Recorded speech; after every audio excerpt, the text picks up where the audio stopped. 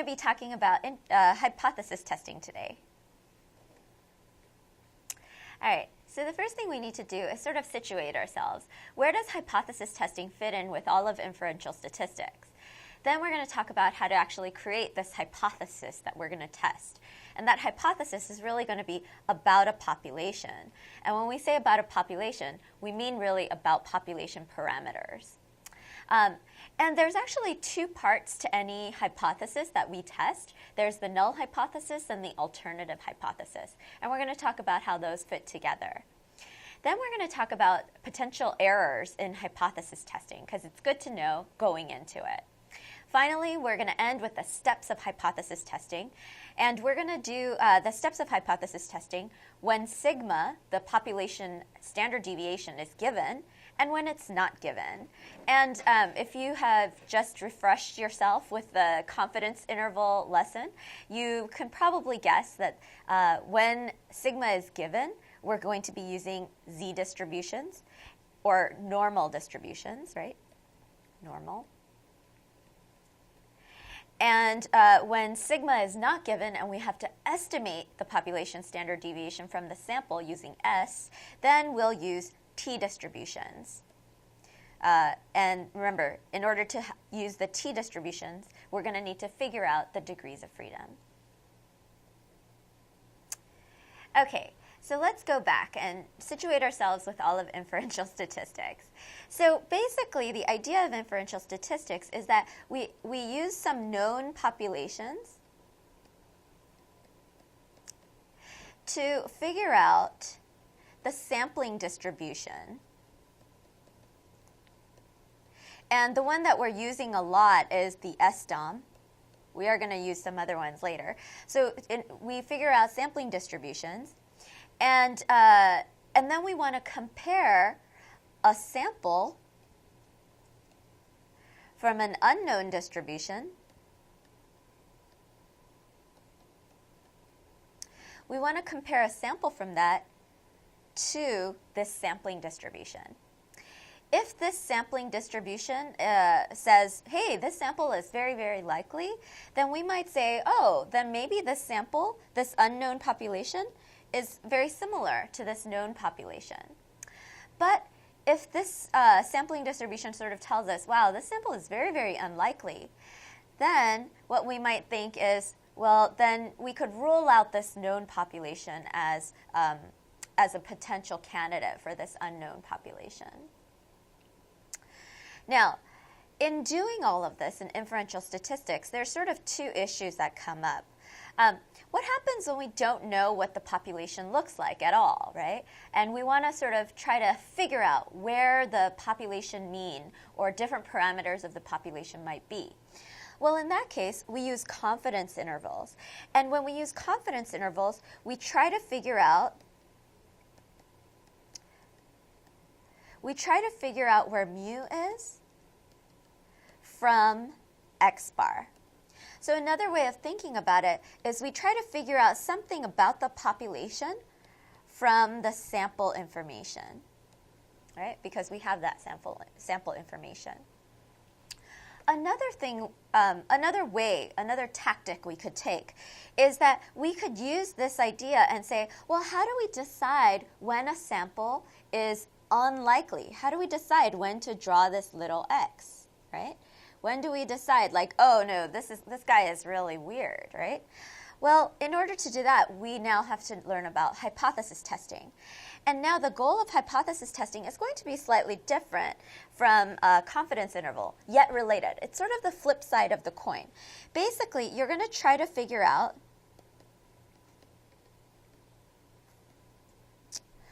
whether your x bar is unlikely given a hypothetical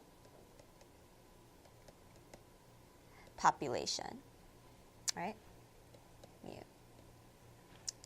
So in this case, what we're doing is we're setting up a population. So now it's like the population is sort of stable. And then we're going to compare the sample to it, right? So here's our sample. and here's our set standard, right? And so here, the population is sort of moving, well, not moving, but this is the target, and this is what we use to, get that target. Here, this is already set, and we're comparing this guy to this guy, right? So in this way, you need both confidence intervals and hypothesis testing to sort of give you the full story.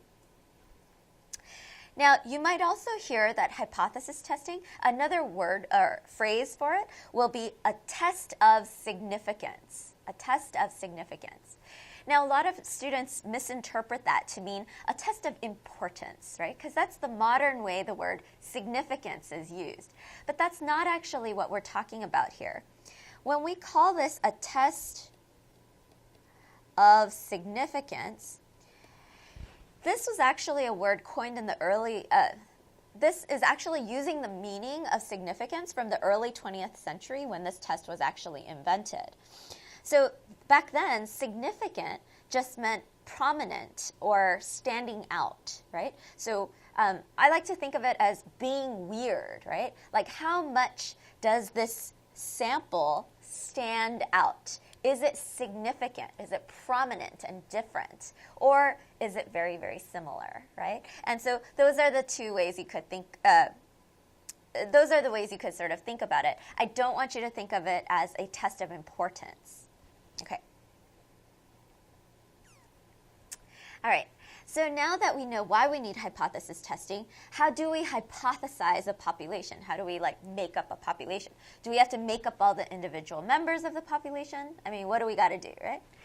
Well, here's the thing. We could assume some things about population parameters and then test those assumptions. We don't actually have to simulate every single member of the population. We could just make some assumptions about parameters. So in order to set up a hypothetical population, you set up a parameter. For instance, you say mu is equal to something, right? That's how you set up a population.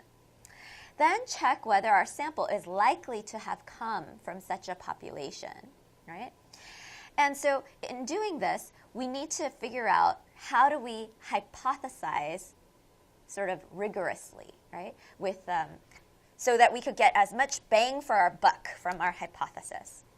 Well, in order to do this, we have to have two parts to our hypothesis, and this is going to make our hypothesis better, trust me, but I'll explain to you as we go.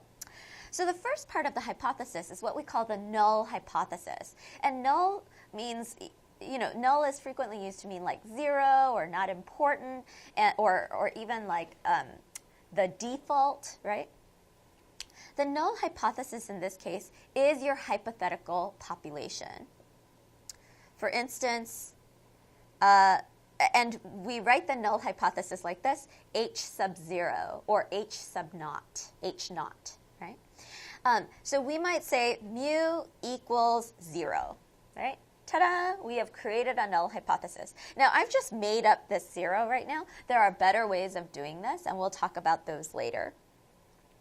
So here, we could also write this as in terms of things like standard deviation or other things, but frequently you'll see the mean being the hypothesis of this population. Now, the alternative hypothesis is, what do we learn if this is not true, right? So if we rule this out, then what have we learned? And in that way, these two make up the full hypothesis. If we find this, then we learn this. If we don't find that, we learn this other thing, right? And what we learn if this is not true is at least that mu does not equal 0, right? So this is called the alternative hypothesis. And this helps us at least figure out something when we don't figure out this, right? So if we don't find this to be true, at least we find this to be true. If this is not true, then we at least find this to be true, right? Vice versa. Now, these two hypotheses together, this is more powerful than just having one hypothesis alone. And we'll talk a little bit about why. And it goes back to that idea of the test of significance. Hypothesis testing, or the test of significance, really is a test of weirdness. It tests how weird the X bar is, right? So this is the question that it can answer. Is the X bar weird? Is it different from this population? But it can't actually tell you, is X bar very, very similar to this population? That's not what number it gives you. It only tells you how weird it is. It doesn't tell you how similar it is. Those two are actually not flip sides of the same coin, right? And so because of that, we actually our goal here in all of hypothesis testing is we actually find out the most when we reject the null hypotheses. That's actually when we find out the most. I mean, this might not seem like we're finding out a lot because it's like, oh, great, we ruled out 0. There's like an infinite number of mu's that we now need to test, right? But actually, in hypothesis testing, what you want to do is reject the null rather than accept or fail to reject the null. Just because this is set up as a test of weirdness, that's really the only thing you could find out. It's true that it would be nice if we could find out more than that, but that's the limitations of this hypothesis testing. It's a limitation, but it's sort of also like a fact of life too, right? Because even though it's a limitation, this hypothesis testing is still a powerful tool. But it's good to keep in mind that this is one of the limitations. Okay, so a little bit more about these two hypotheses. Now, these two hypotheses, the null and the alternative, sometimes you might see the alternative written as H sub 1. They must be mutually exclusive. This means if one is true, the other cannot be true. If the other is true, the first cannot be true, right? So you can't have a null hypothesis and an alternative hypothesis like mu equals 1 and mu equals 2. They're not mutually exclusive. If one is false, the other one doesn't have to be true. It could be true, but it doesn't have to be, right? Whereas mu does not equal 1, mu equals 1. Those are mutually exclusive. If you rule out one, you absolutely know that the other one has to be true. Also, together, they must include all possible values of the parameter. You could think of the parameter, such as mu, on a number line, and you need to cover this entire number line. So you could have a null hypothesis like mu is greater than 0, right? So if this is 0, right, you might say, mu is greater than 0, right? But then your alternative hypothesis has to be mu is less than or equal to 0, so that you color that in and color all of that in too, right? Because that way you'll cover the entire space, the parameter space. If these are both true, here's what you get. One of these two hypotheses must represent the true condition of the population. You find out something that's true about the population. And then, as we said before, typically in research, your goal is to reject the null and find support for the alternative hypothesis. You can't actually prove the null hypothesis, but you can reject the null hypotheses. And the whole reason is because hypothesis testing is a test of significance or a test of weirdness, how much this X bar stands out, right? So you can only tell me whether it stands out a lot from the population or not.